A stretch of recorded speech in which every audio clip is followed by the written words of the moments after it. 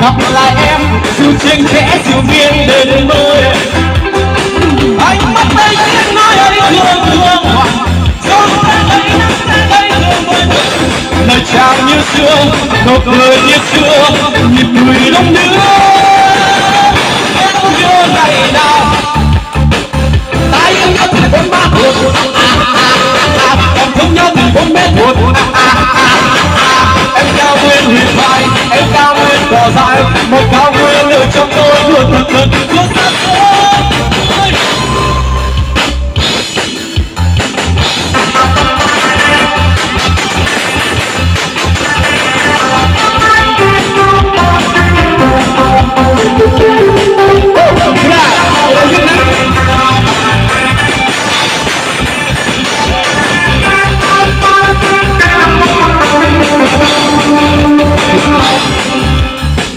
gặp lại em mùa mưa có đường xưa đấy rồi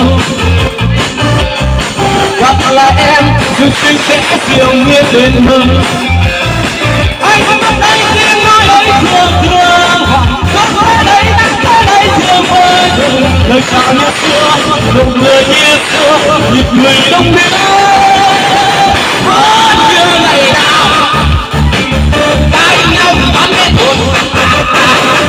còn không nhau thì 43 tuổi em cao nguyên huyền thoại em cao nguyên cỏ dại một cao nguyên ở trong tôi vừa từng từng vừa xa xôi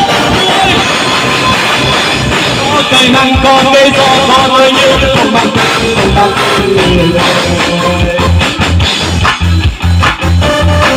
em đã thét vui cười